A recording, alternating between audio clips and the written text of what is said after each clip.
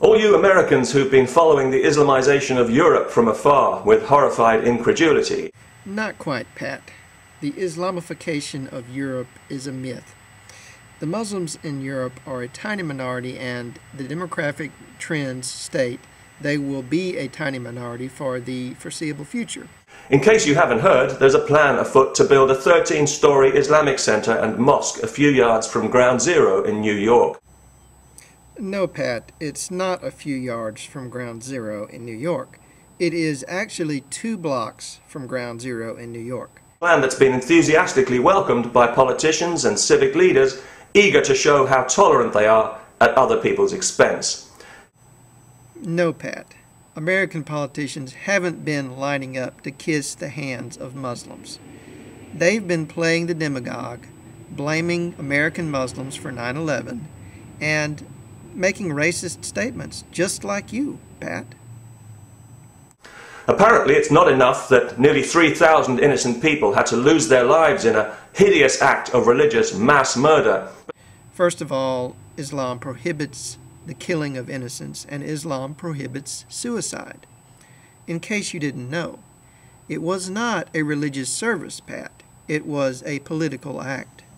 Now their memory has to be insulted as well, and the religion that murdered them allowed to build a towering triumphalist mosque on the ground where they died. They weren't murdered by a religion, Pat. They were murdered by 19 terrorists who acted against their own religion.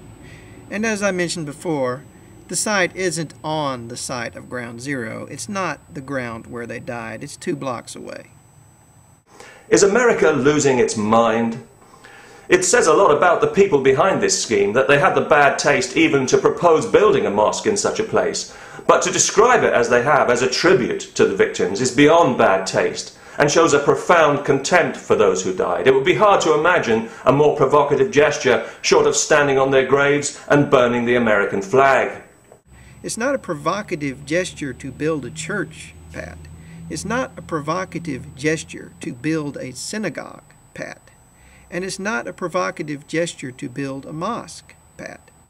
Yet how typical of Islam, with its own hair-trigger sensitivity to the slightest imagined insult, to do something so arrogant and so insensitive.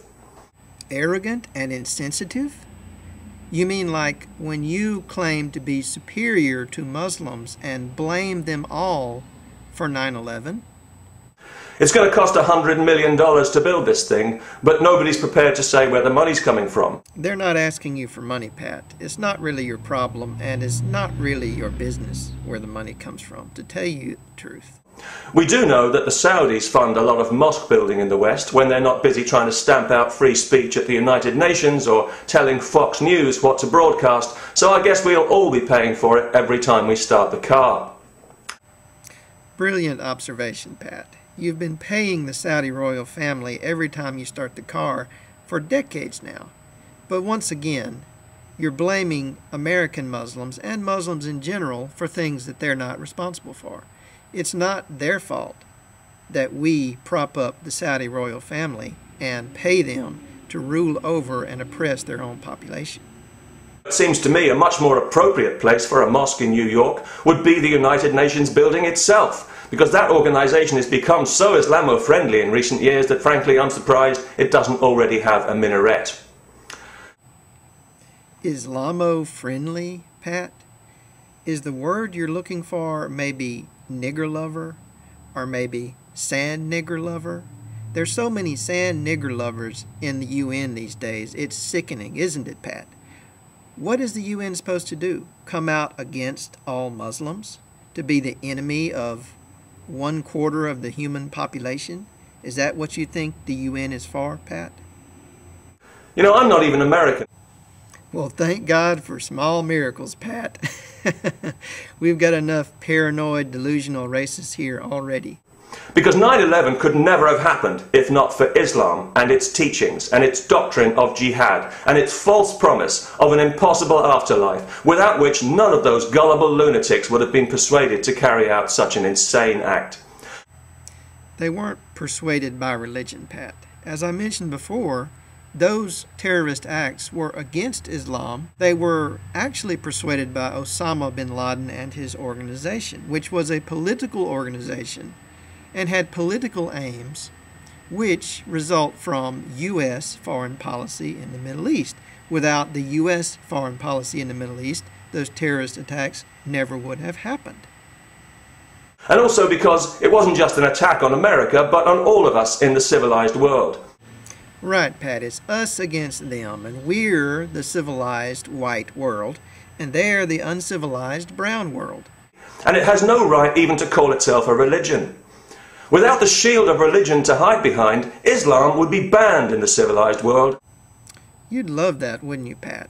To ban Islam and start putting people in prison for being the wrong religion.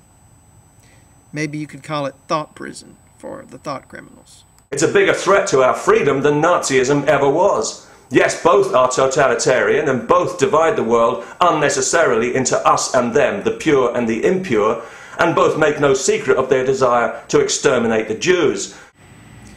Let me get this straight, Pat. Muslims are a bigger threat than the Nazi army marching over Europe and Russia and the Middle East and Africa? Is that what you think? Really? Islamo-Nazis have got plenty of friends among people in the West who ought to know better. Oh, here we go. Not only are Muslim children and women Nazis because they're Muslims, but if you don't hate those women and children as much as I do, you're one of them. Islam despises what America is. It rejects everything America stands for, including freedom and diversity. And any Muslim who denies that is a liar. Well, Pat, I did not realize that you were the spokesman for Islam. Apparently you are. You can reduce a major world religion and 1.5 billion people spread across many different continents to one little label. And you can determine for them what their political and religious beliefs are. You can say definitively that they hate America and that they are opposed to everything that America stands for, including diversity and religious freedom, which apparently you, Pat, are a big advocate of. The organization behind this scheme is called the Cordoba Initiative, and the building is to be called Cordoba House. And this is because Cordoba, or Cordoba, is the city in southern Spain where Muslims built their first great mosque at the start of, and as a symbol of, their conquest of Spain. You'd rather they'd never even built a mosque in Cordoba centuries ago, right, Pat?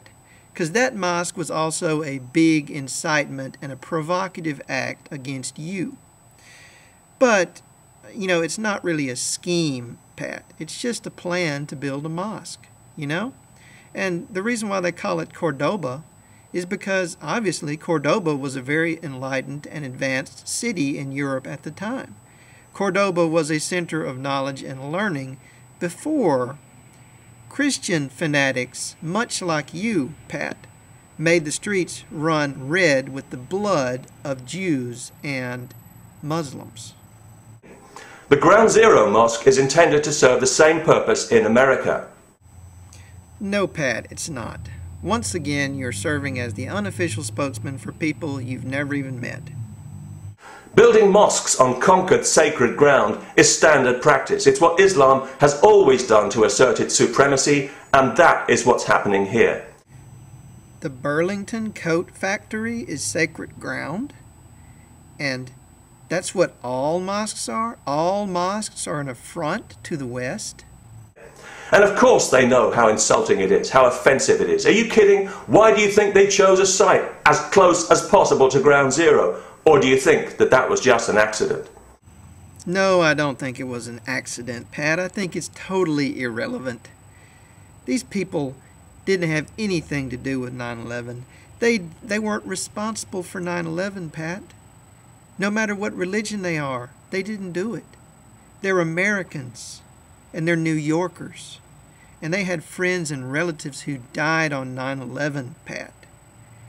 They, like us, want to memorialize 9/11. And they want to provide services to their community.